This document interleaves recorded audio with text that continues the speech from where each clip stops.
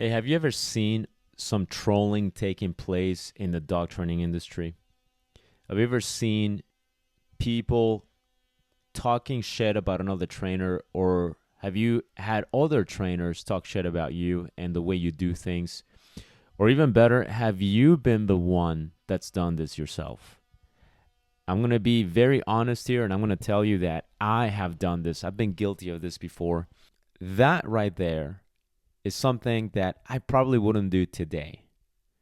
I have to realize, and I've learned this, and I believe that a lot of us in the dog training world need to learn this as well, is we just need to realize that everybody is entitled to their own opinion. Everybody's entitled to do things the way they want to do them. Everybody's entitled to pursue and learn from whomever they want to learn from.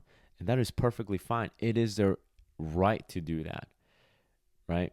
If they made that conscious decision to go, I'm going to learn from this person no matter what, I don't care what they say, I'm just going to take everything they say to heart. You might not agree with it, but if that's what makes them happy at the time, that's exactly what they need to do. Maybe years later, they'll change their mind. And it doesn't matter. At the end of the day, it doesn't affect you personally. Now, you might think, well, it does affect me because I'm in the dog training industry. So I'm in the dog world, I'm in the dog training industry. So whatever these clowns do or say, it affects us all on a macro level. I understand that. I get that. But the crap that you and I tend to worry about, not me anymore, but the crap that people tend to obsess about is a lot of times irrelevant. It's just crumbs. It makes like no difference. Like it doesn't matter how low somebody's prong collar is on the collar. It doesn't matter if it was a little bit higher, a little bit lower. It will not, that alone will not change the dog training industry for you. And if it does, then you need to realize that you have way more power to pursue your own stuff, make your own stuff available, right? If you're thinking, well, that person, their videos go, they go viral, and then people see that, and then that's why people want to ban the tools. I understand that is a legitimate concern. I completely get that. But what are you specifically doing to combat that? Because I can guarantee you that trolling, that putting comments or making posts about these things probably is not going to make a big dent unless you have a huge account. Maybe then. But if you don't have that, then I guarantee you it's not going to happen. But even if you have a huge account and you start calling out little dumb things like that, what ends up happening is you start to look petty. And I know trainers with big followings, big names, big followings, big platforms that will spend their time criticizing other big trainers. They'll spend time criticizing other training methods. And it just looks so petty. From an outside perspective, it just looks so petty.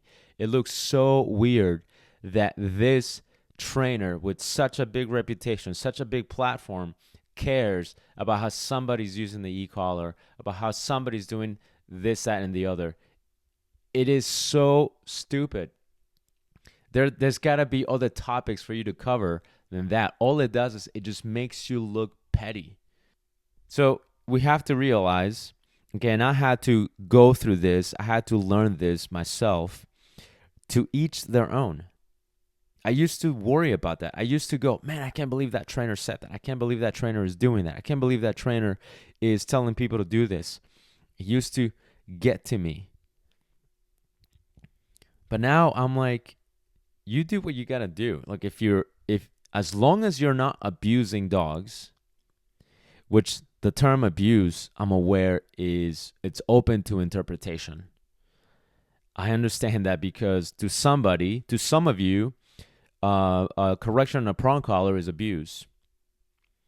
To some people, abuse is the extreme, like swinging the dog over the head, breaking the dog's legs. Certainly that is abuse, right? But there is a lot of gray area that could be considered abuse. You just have to realize that everybody's interpretation of abuse can slightly differ. But unless we're actually talking about blatant abuse, to each their own. I don't care anymore about what somebody said or how somebody feels. It doesn't bother me anymore. And if I find that I see somebody's opinion or somebody's video or somebody's comment that I don't agree with in any way, like I have a strong opinion against what they said, it doesn't matter to me anymore. It's just such a waste of time. It truly does not matter, right? They're entitled to doing things their way. And like I said, as long as nothing is getting hurt, nobody's getting ripped off, as long as that's not the case, then why do you care? If somebody were to get ripped off, okay, what are you going to do about that? If somebody decides, I'm going to charge $20,000 for this 4-week board and train, and they're only training the dog once a day, and you consider, well, that's a ripoff, right? I can't believe he's doing that. I can't believe she's doing that. It's none of your business. Why do you care? That contract was made between that client and that trainer. So it is not going to make a difference if you just keep going. I can't believe that they're doing this, that, and the other. Okay, everybody's entitled to their opinion. Everybody's entitled to do things their way, the way they want to do them. And that is perfectly okay. So what happens is we, as a community in general, and just as people in general, this is also a human trait. We are sometimes obsessed with how other people live their lives. Like we can't, and when I say we, I'm not actually including myself in it. I'm just saying we as people in general, okay? And I know this doesn't apply to some of you, so I'm not using this as a blanket statement. I'm using it more as a generalization. But it's almost like we get offended that somebody's living their lives in a way that we wouldn't live our lives. That somebody's doing things in a way that we wouldn't do things. That somebody's saying things that we wouldn't be saying, and how dare they have their own agency to do that. And that's one thing that we just have to let go of. Now, like I mentioned earlier, yes, there is an ethics line that we want to be aware of. Right? We know some things are plainly obvious. We understand that. You shouldn't kick a dog in the face. You shouldn't strike a dog with a pipe and break their jaws. These are not exaggerations. These are things that I've heard other trainers do to their client dogs. That's not an exaggeration, right? Those are the ethics lines. You shouldn't return the dog to the client in a sickly condition where they're just in such horrible shape that the first stop that the client has to make is to the emergency vet. Again, that's not an exaggeration. These are things that have happened. These are things that do happen. So those are the ethics lines. These are things where if we see that, I do believe that then it becomes our responsibility to call that out and go, you're making us look bad. This is why, we look like a joke. That I understand. But how you put a prong collar on a dog, whether it's a little bit higher or a little bit lower in the neck, it's irrelevant to me. I don't even care if you put a gentle leader on your dog or a no-pull harness, and that's how you train dogs, and that's how you train your client dogs. If that's how you train your client dogs, I don't care, because that contract was made between you and that client chose to do that. That client chose to engage in business with you. It's the fact of life. Maybe they're happy with that. Maybe they would be terrified to train with somebody else who doesn't use a gentle leader. So maybe that person is the best client for you who uses nothing but clickers and gentle leaders. And that's perfectly fine. It's none of my business for me to step in and try to tell you how to do things and try to tell your client that they're getting ripped off, because it is none of my business. That person made a decision. This is a free, open market of ideas, and that's what happens. You can choose to train dogs a certain way or do any sort of business a certain way, and your clients, as long as they're looking at that and going, yeah, I'm up for that, let's do it, that is perfectly fine. It doesn't matter. It should not affect me, should not affect you if somebody else does things in a way you don't agree with. Trust me, all that energy, and I know this from experience, by the way, okay? I've done this. This used to really bother me. It used to be a huge concern of mine.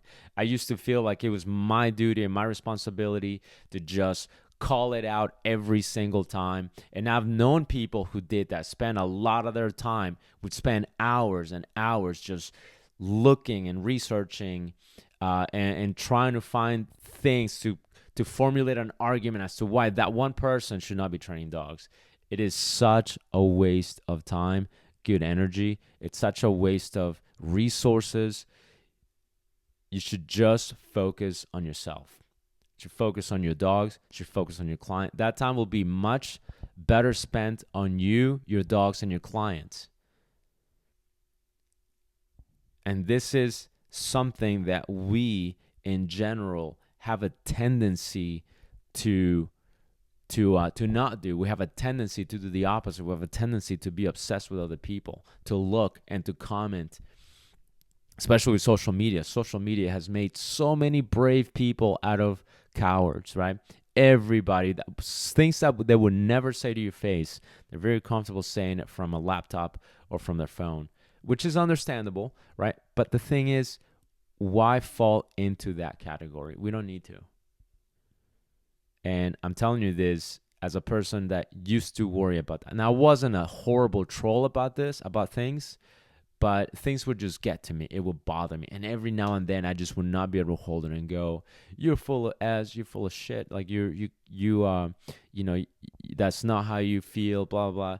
And I used to just get into that little rabbit hole, which then it would just leave me stressed out probably for the rest of the day.